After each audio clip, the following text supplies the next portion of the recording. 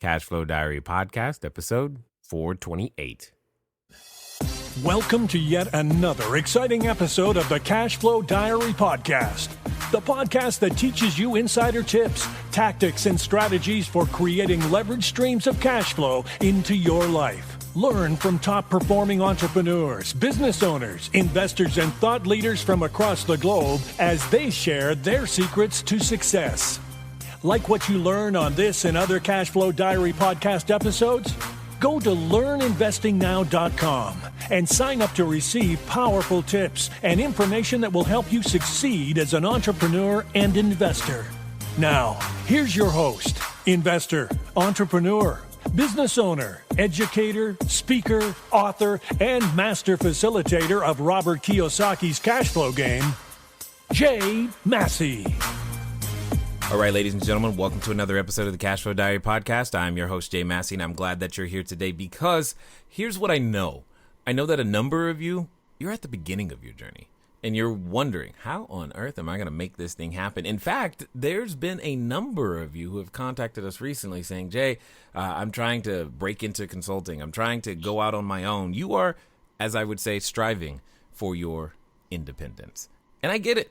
It makes a lot of sense, but yet there's this elusive thing known as cash flow, and that's what we like to talk about here at the Cashflow Diary, how to make it, how to grow it, how to go out there and really take more control of some of the things that you want to make happen, but using your talents and skill sets to serve people in a very, very special way. Well, I have with me today a guest who's literally written the book on how to help you do that. What do I mean by that? The title of the book is The Irresistible Consultant's Guide to Winning Clients, 6 Steps to Unlimited Clients and Financial Freedom. Now, what I like about that is just simply imagine, if you will, a situation in which you win more projects from more clients at higher fees. Period.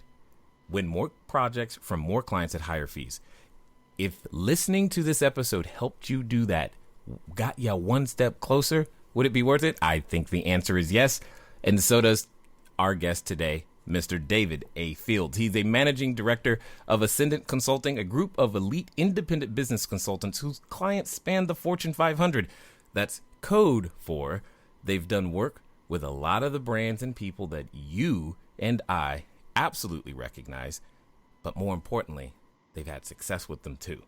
He's been named one of Advertising Age's magazine's marketing top 100. Now, think about that for a second. If anyone named you to anything, was it a good thing? The answer is yes, but more importantly, the top 100 means it's time to break out that pad, that paper, that iPad, that note, whatever it is that you use to make sure that you mark the golden nuggets that are about to drop. So do me a favor and help me welcome David A. Fields. David, you there? Yes, thank you. You know, I could just listen to you all day. I'm happy to just listen to you, not the introduction, just listen to you speak.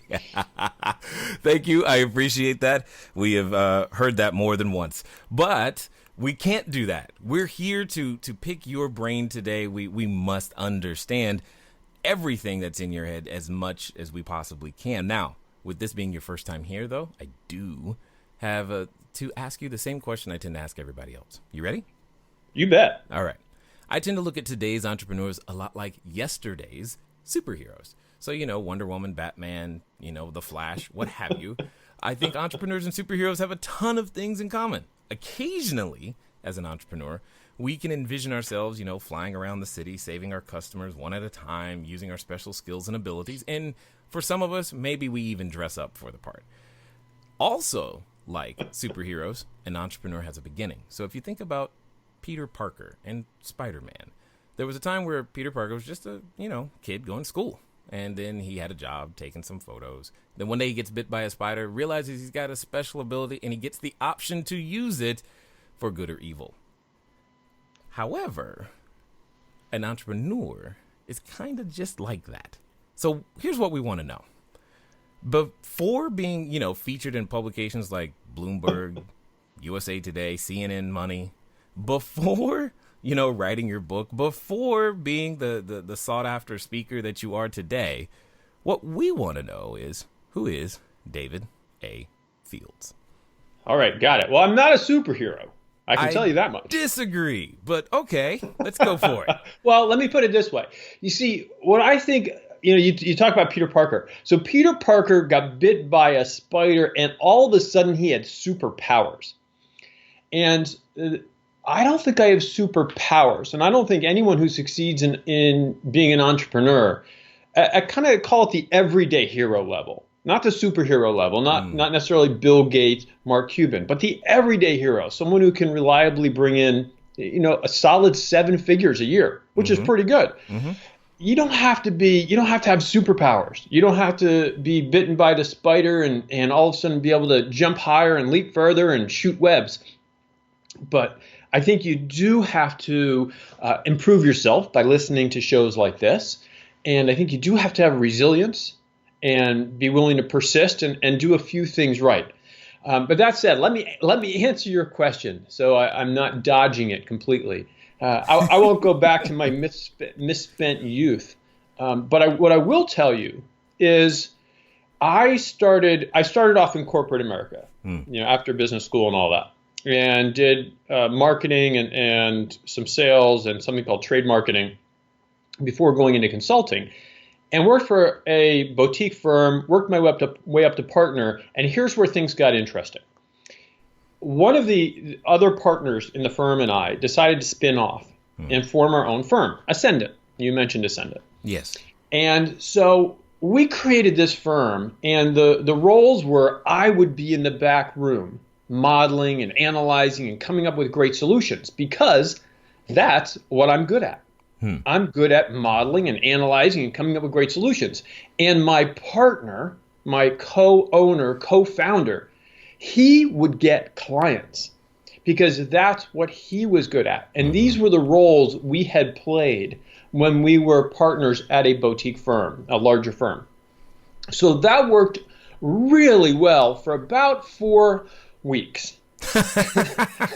Okay, for 4 consecutive weeks. Okay, I got it. Yeah, exactly. Yeah, and then my partner, who is a great guy, just love him, nice guy, but he decided the entrepreneurial thing wasn't for him. Ooh. And he had the wherewithal. His wife is a senior executive at a very, very large company, and he decided I'll stay at home with my kids. Which is just great for him, but I did not have that luxury. Uh-oh. And so I found myself with a consulting firm, but with no clients. Right. And with no cash to speak of. It was a pretty difficult situation. Wow. And, if anything, that was kind of my spider bite. Yes. Is I found myself, something's gone wrong. And in complete transparency, Jay, the first year was rough. The first year was tough. And things didn't really turn around. I managed to get a client or two, but things didn't really turn around until a colleague I was working with on a project who was this kind of grizzled old, he probably wouldn't be appreciating me saying that, but this veteran from Philip Morris. He used to run Philip Morris sales, a division of Philip Morris.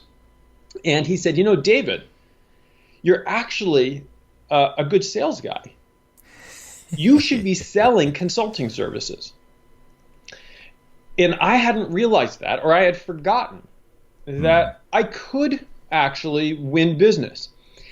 And once he reminded me of that, it changed the course of my entire business. And I changed Ascendant from just me doing the consulting to a consortium of consultants where I bring in clients and I oversee projects, but I bring in other smarter people to do the work. And that's been the model up until, still the model today. And then about 6 years ago, some of those consultants started saying, I really appreciate all this work you're getting for me, but you asked me how much I would charge for a project. And I said I would charge $120,000 for it. And then you sold it for $495. How? Right? How? Can you show me? And and these guys are all fine because the way I run my consortium, this is a real example. So this project I sold for $495. When you say $495, be clear where the comma is.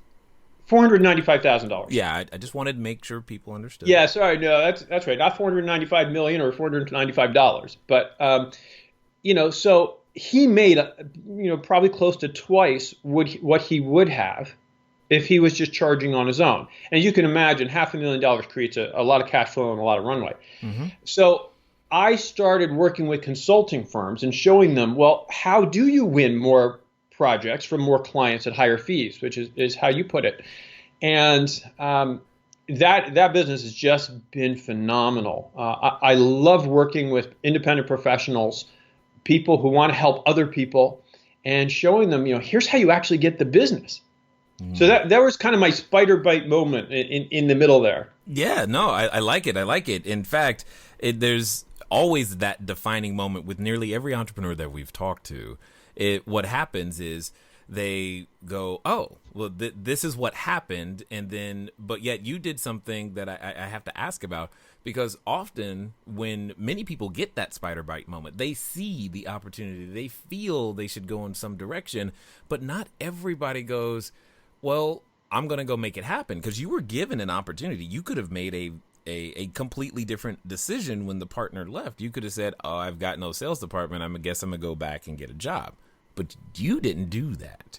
And No. and secondly, when you got the opportunity to, when you realize that, hey, I can provide more value if I also start showing other, independent professionals how to go out there and win more business. Here's another thing that I can do. But sometimes people see that opportunity and also shrink back from it. What makes you different such that you made those different decisions? Well, and that goes back actually to the first point. And I really like that question because I don't know that makes me different, but what I'm willing to do, and what I hope every one of your listeners is willing to do, is I'm willing to persevere. I'm willing to try again. I'm willing to do something knowing that not that it could fail, but it probably will fail. and that's okay. I can get up. I can try again. It's not the end of the world. Most of us, thank our lucky stars, we are not fighting in say, Afghanistan or somewhere. We're not putting our lives at risk. Right. At most, we're putting our pride at risk. And if you're willing to hurt your pride a little bit, and you're willing to be resilient, and you're willing to try again, and you're willing to get help, and that was another thing I didn't mention, is I got help. I found a mentor who was willing to give me some guidance, so that I wasn't just, it's one thing if you're running in the wrong direction and you stumble and you fall and say, well, I'll get up and keep running, and you keep running in the wrong direction. That's unfortunately not going to get you to your finish line. So in addition to being willing to get up, it helps to have someone who will give you a nudge and say, hey, you know what? Like Bob did for me. And he said, you know what? You're actually really good at this. Mm-hmm. And that was a nudge. And then also I had this sort of mentorship saying, here's a little bit better way to do this. Here's a little bit better way to do that. Mm-hmm. And so I don't think I'm different from your listeners. And I hope every one of them is willing to get up and try again, and willing to invest in themselves and get some help. Indeed. I've often said to people that you cannot learn and look good at the same time. So I like how you mentioned, the thing we really have at risk is our pride, which kind of just hits straight at the point. But it leads to my next question. In your journey, how many times have you found that the answer to whatever it is that was, that roadblock came from somewhere outside of yourself? That's an interesting question. Philosophically, Jay, I believe that all the answers come from outside yourself, especially in my business. So one of the very first things I teach folks is, and again, remember, I tend to focus on consultants, but I think this is probably true of almost any business. I tell consultants, consulting is not about you. It's about them, the clients. It doesn't matter what you want to do. It matters what they want, what they need.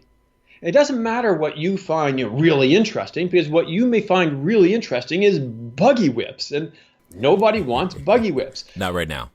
Not right now. And so it's really, I think a lot of the answers they're not from inside. It's from looking outside. It's from looking at the world and seeing what is the world telling you. Now, that doesn't mean that the crowd is always right. It doesn't mean your clients are always right, because sometimes clients don't know what the heck they're talking about. But it does mean that you work with them, not at them. Got it. Right? We are never the answer. If we're in a service business, and if you truly believe in servicing your clients and truly believe in being customer focused, that means you're not the answer. Yeah. It means there's something in your customer. That's where the answer is. So let me ask you this, because, and maybe it's just my skewed perspective, I don't really know, but over the past few years, it seems to me that I'll take the U.S. as a whole is moving towards more independent professionals doing their own thing in various forms. Is that something that you've noticed? Oh, absolutely. Absolutely. There's for a whole host of reasons. I think that in the younger generations, there's more of an enjoyment and a belief of being independent, of doing things yourself. I mean, there are so many role models for kids now of entrepreneurs who are 15 years old, 18, 20, 25, 30 years old, who have written an app or come up with a great idea and done well.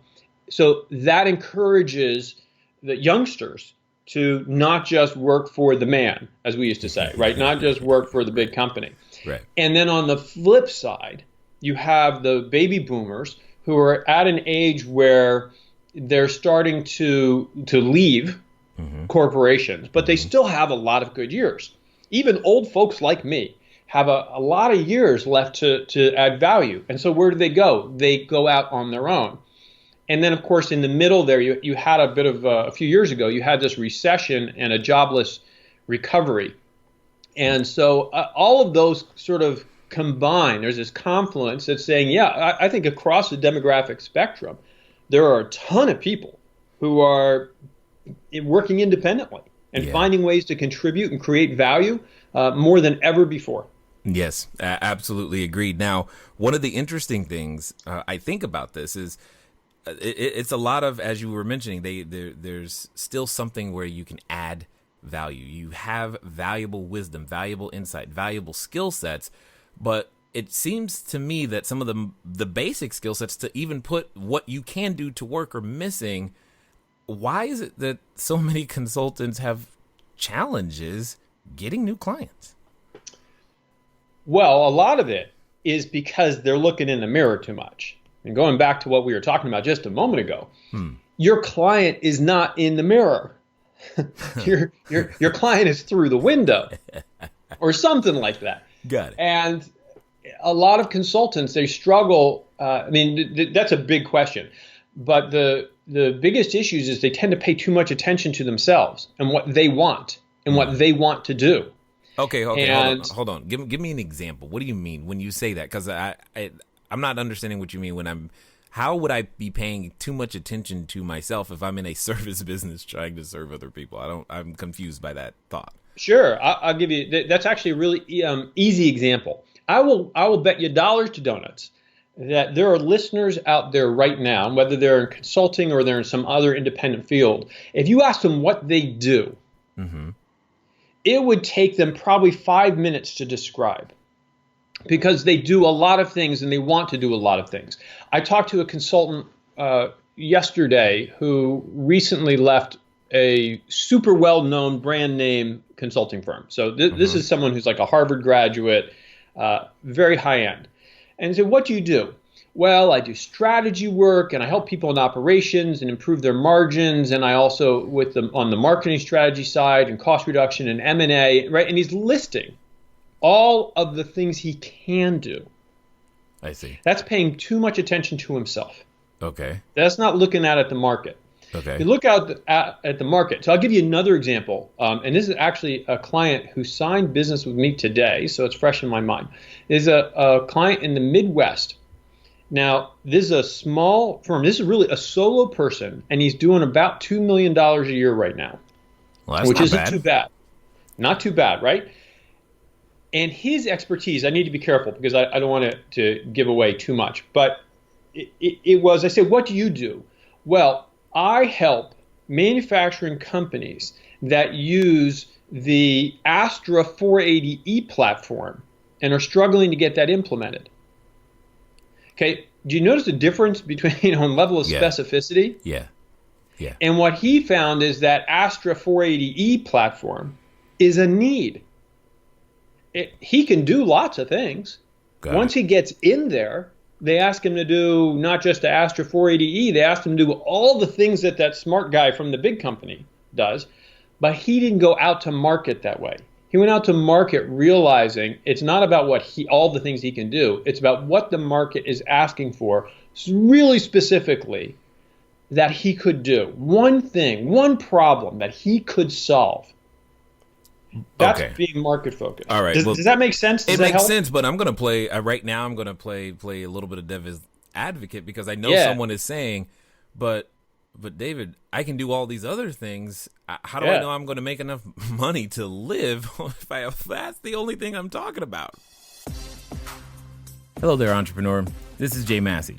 I know that if you've ever gone over to the site, cashflowdiary.com, you may have asked yourself, where on earth do you get a domain name from? Especially as you are beginning to build your bigger, better, badder business, you need a web presence. You need the email address. You need a way for people to contact you electronically so that you can stop doing the @gmail.com game. Well, the good folks over at GoDaddy have definitely supplied us with every domain that we have ever used. So what I want you to do is I want you to go over to trygodaddy.com/cashflowdiary. Again, that's trygodaddy.com/cashflowdiary, because it's a quick way for you to get set up to capture your domain name the exact way that you want it. They got easy search functions, and most importantly for you is that you'll be up and running today. As I said, once you get started, stay started. Don't let small little obstacles of how to get your own domain name going stop you. So again, go to trygodaddy.com/cashflowdiary, and let's get back to the rest of the story. Yeah, that's a really common fear. And Jay, when I drive down the highway out here I'm in Connecticut, there's this billboard, which I just love. It's on Route 95. Mm-hmm. And I have no idea what it says other than it says Mr. Shower Door. That's the business, Mr. Shower Door. Now, anybody who's going by that billboard, if they have a shower door problem, who do you think they're going to call? I see. Right? Because now I'll guess that he also has a business like Mr. Bathtub or something like that, right? But so for one thing is when you're very specific, people will call you if they have that specific problem. They're going to call you before they call the next billboard, which is Mr. Do Everything. Got it. No one's calling Mr. Do Everything. But you still have a legitimate fear. What if there's not enough business there? Mm-hmm. Well, I have a couple of thoughts on that. One is roughly $800 billion is spent every year on services and service type businesses, advisory businesses, I should say, whether it's consulting or architects or attorneys or any kind of advice. It's $800 billion. I definitely have contributed to that number. Yep, go ahead. Yeah, right. And so that's enough for me and you, Jay, and at least a dozen of your listeners. At least. Right? And maybe we could even let in a few more. Right. There's a lot of money. There's just a lot of money out there. So that's part of it. The other part of it is, well, yeah, you do have to pick a problem that is pervasive enough and expensive enough for people to leave unsolved that you'll get business. Now, how big does that have to be? Let me bring this guy who just signed with his business today, because he said something interesting this morning as we were talking.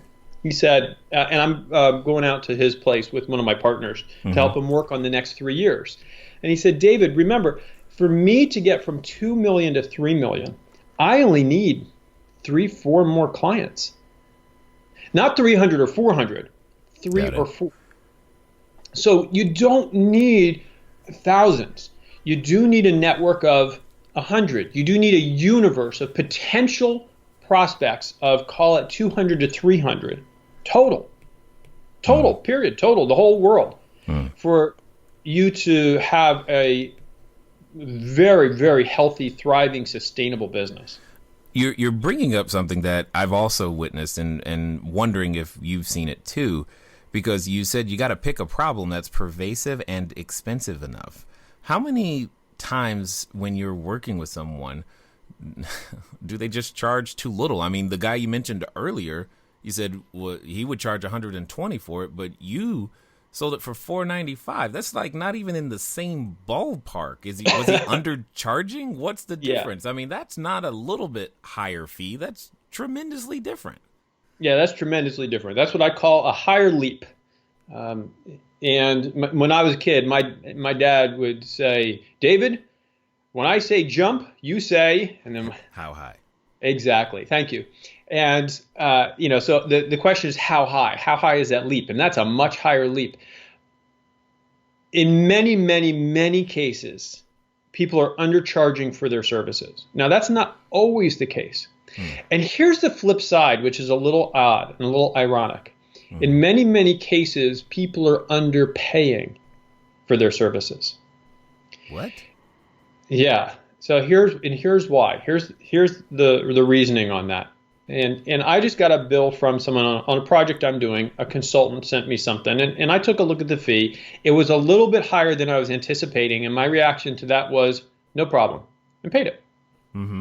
Because I want the people who work with me and for me to be delighted that to feel like they're being treated well and to go the extra mile. Okay. You see, the difference between charging $120,000 for that project, which was an operation-related project, and $495 was at $120,000. If we wanted to do something different, if we wanted to try something different, if we wanted to invest more, if we wanted to, whatever it would take to make the project work. And remember, the idea is the client's not spending to have us, just devote time or do tasks. The client is investing us to achieve a certain result.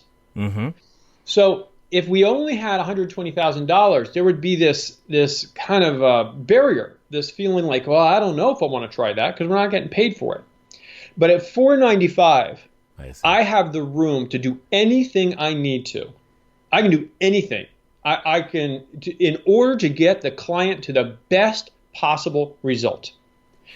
And the best possible result is worth, in this case, tens or hundreds of millions of dollars to the client. So what does it matter a few $100,000? It's right. So we often underpay because we're looking at the wrong side of the equation.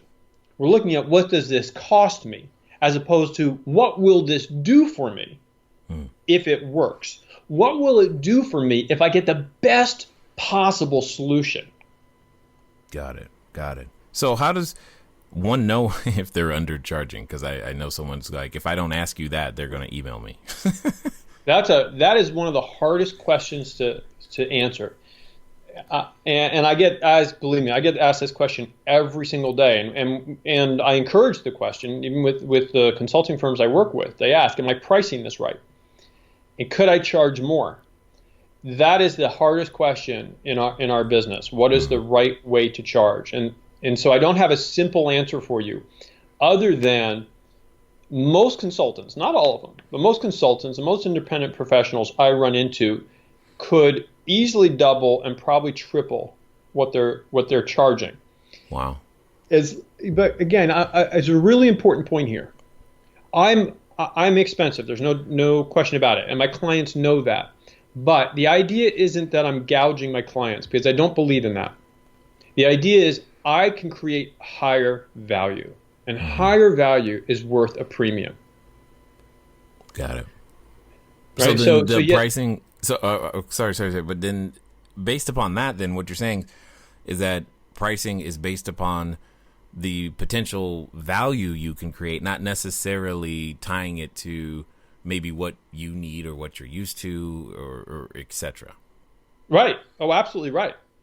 One of the sort of the holdovers from when the whole business of consulting started. Consulting started at the same time as all these sort of time and effort studies were happening around the Industrial Revolution. And this whole idea of, so we should charge by the hour. It grew up in that same that same time period. And as a result, there's still a lot of consulting, a lot of professional services are done that way. People charge by the day, or people charge by the hour, or by the week. And that's not always, but a lot of the time, that's not the right way to charge. It's not good for you, and it's not good for the client. Because the client isn't paying you for a day's work. The client's not paying you for an hour's work. The client is paying you for a result. Yeah, I get that. And that result has, okay. So then let me poke at it one more time, because that result has a different value depending on, company A, that the result, it could be the exact same work, right? So let's say I'm an advertising agency, right? Or I'm trying to do Facebook advertising or something. Well, client A wants to do Facebook advertising in some way, shape, or form. But for them, if, the best possible result is, worth $1 million of revenue. But client, C or B over here, best possible result is $200,000 of revenue. Yeah. How do I charge them the same? I don't understand. You don't. Okay. Oh, okay. You don't. I mean, my work with boutique consulting firms subsidizes my work with solo folks, because otherwise solo folks, I would never be able to help them, because they couldn't afford it. And the boutiques know that. So no, you don't charge the same for everyone. But that also means unless you're willing to do what I'm willing to do, right? I'm willing to take loss on small folks. It means you also be choiceful about your clients. There are a lot of people who make money working with startups and working with turnarounds, but that's not where I play for the most part. I don't play with turnarounds, for instance, because they tend not to have as much money. And I'm kind of like the Willie Sutton. He was asked, "Why do you rob banks?" And his answer was, "Because that's where the money is." So I like going where the money is. So there is some benefit to being choiceful about your clients. And if your clients or your customers are not the type that want to engage with you, that want to jump into action with you, that are willing to invest significantly, maybe you want to say thanks, but no thanks on that one. Interesting. Okay. So there isn't necessarily, because in my head I was like, well, how do I make a pricing table and tell people what I charge and all this? You don't. And now, so that was kind of like my next question. How does the system work? If I'm gaining more projects, more clients, higher fees, and making this thing go, how do I do that if I haven't standardized, my list of services in some way, shape, or form? Well, you don't want to standardize your list of services. I'm just going to keep letting you talk. Go. No, that's all right. Totally you're asking the right questions. Got it. When you standardize your list of services, now who have you made your consulting offering about? You or the person you're listening to? You've made it about you. You said, these are my standard services. Got it. Now, should you have certain kind of standardized approaches and processes and things that you do? Yes. But you have that as a way of accomplishing what the client needs. You don't lead with that. And you don't let that dominate what you do. Instead, you walk into a client and find out what they need. And again, I think this is true of almost every business except consumer products. For your consumer products, you have to make your bottle of water, and that's your bottle of water. Right. Or your bottle of soda, and that's your bottle of soda. But almost everything else, especially for those of us who are entrepreneurs, we can adjust. That's the great benefit of being an entrepreneur. And especially in this kind of services business and an intellectual business, you can adjust. And that means you can tailor your solution to fit your client like a glove. What you need, Jay, is very different from what even another radio or podcast host needs. And therefore, if I come in with my pre-baked, off-the-shelf solution, it will fit you okay. But it's not going to fit you as well as if I take the time to really understand you, really understand what you need, what will help you achieve your aspirations.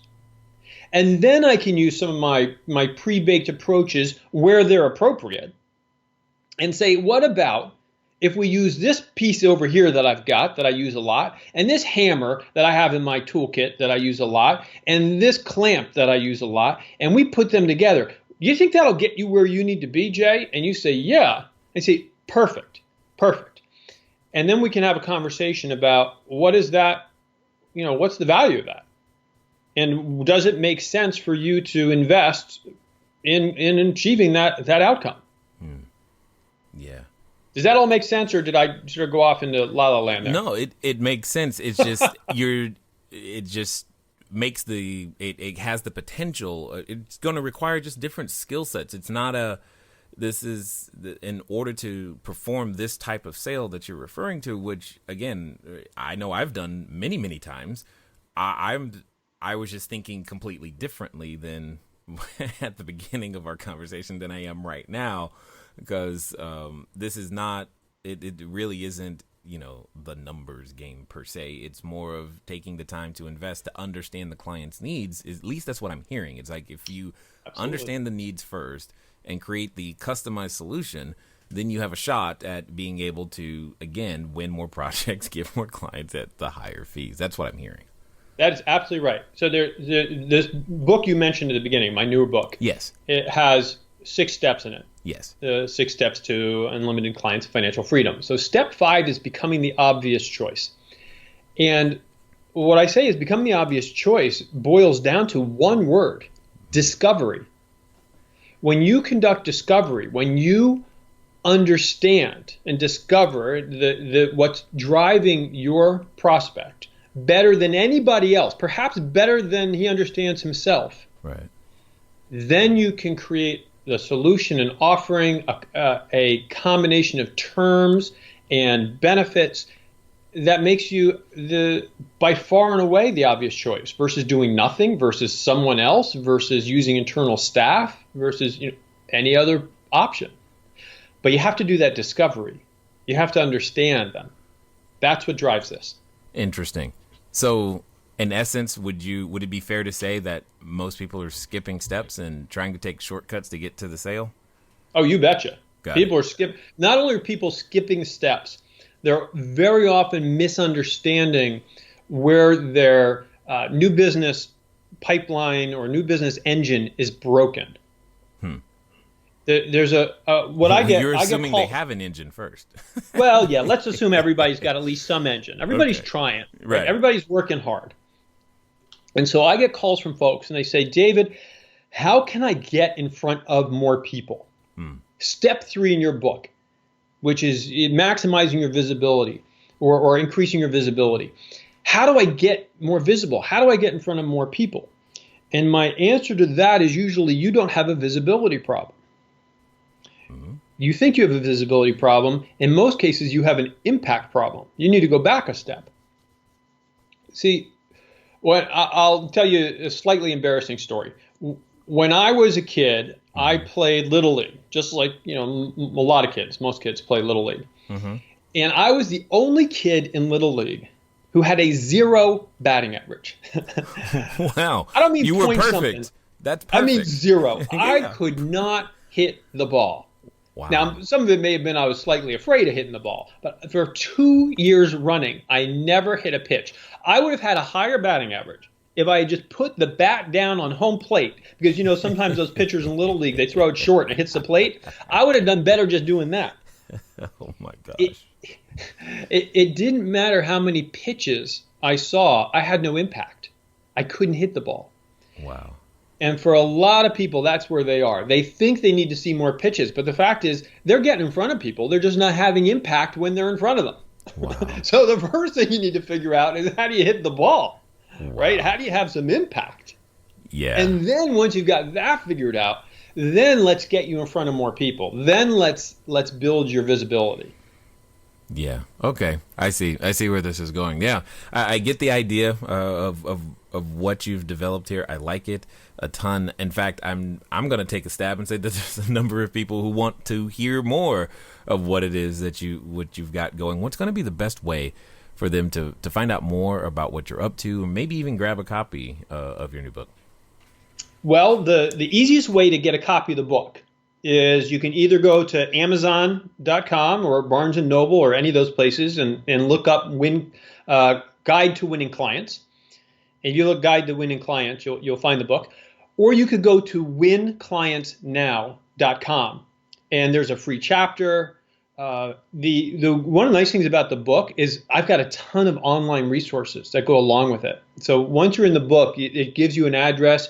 There's all sorts of online resources and exercises and templates, scripts. I mean, all sorts of stuff. And of course, I always invite people to reach out to me. Go to davidafields.com, click on the button that says I'm a consultant, and take a look around, ask me questions. I'm here to help people succeed. So if you need help succeeding, if you're a listener, you want some help, reach out. That's why I'm here. Awesome. I absolutely appreciate that. Now, what I'm going to do is I've got a final question for you, and I think it's going to be interesting to hear your response. Okay. So let's pretend that someone listening, they're standing in front of what I would call the superhero outfit store. They think, you know what? I'm going to do this thing. I'm going to become an entrepreneur. I'm going to make that happen. Or they're like, you know what? I'm ready to take my business to that next level. And as often happens when we go through those, thought processes, we think of a goal that's going to take us to a bigger, better place. And then what happens is our brain starts with this voice that tends to happen in the back of our head. And that voice often reminds us of what we can't do. Who are we? I mean, you do 6 figures. How are you going to do 7? You do 7. How are you going to do 8? I mean, you're going to leave your job. And for some people, they're even related to that voice. So my question to you is as follows. Let's pretend for a moment that the person listening is actually going to follow through and do exactly what you suggest, and they're going to do so in the next 24 to 48 hours. What would you suggest that they do? Well, the first thing they should do is listen to that voice. Don't run away from it. Don't shut it down, right? Which is probably what most people say. I don't know if you could you hear the echo in the background, Jay? That was that voice booming. Right. Because I've got that voice. Everybody does. And that voice is good as long as you manage it. You got to listen to that voice, take all those objections, take all of those concerns and write them down. And then comes the important step of saying, okay, how do I address that concern? What could I do? So that voice might say, oh my God, nobody will hire me. Right. Okay, write that down. Well, what could I do to address that or to test that? Well, one thing I could do is call around to people I know and say, hey, is there any circumstance by which you would hire me? And as long as someone says yes, okay, well, you know what? I can tell that voice, thank you for raising that. Really important issue. I've got that one covered. And there might be some that says, wow, if I don't get a client within 2 weeks, I'm going to have to declare bankruptcy. Well, to that voice, I would say, thank you for reminding me, I better get a job. Because this is not a 2-week to client kind of business. So, we all have that voice. Question is, does that voice scare you? Does that voice rule you? Or do you use it? And I vote for use the voice. Listen to it, embrace it, move past it. It's your free consulting. Yeah, exactly. I love that. Totally understood. Well, I definitely appreciate the wisdom, the insight, and the knowledge that you shared with us here. It's been truly completely different than what I expected, even better. And I'm excited for people to have heard you, and more importantly, to follow through and understand more about what you're doing. But again, thanks for taking the time to invest here with us today at the Cashflow Diary. Jay, my pleasure. Anytime. You're doing great work. All right, ladies and gentlemen, you know what time it is. It's time for you to move at the speed of instruction. What does that mean? That means get over to winclientsnow.com. Why? Because you want to win clients now, and you know that. But more importantly, you probably want to do better. You want to increase your batting average. So if you're currently batting 0, just know that there's lots of room for improvement, and you just listened to someone who can help you knock it out of the park. So I think it's a great idea. Ladies and gentlemen, it's been fun talking to you guys today. I look forward to talking to you soon. Until next time.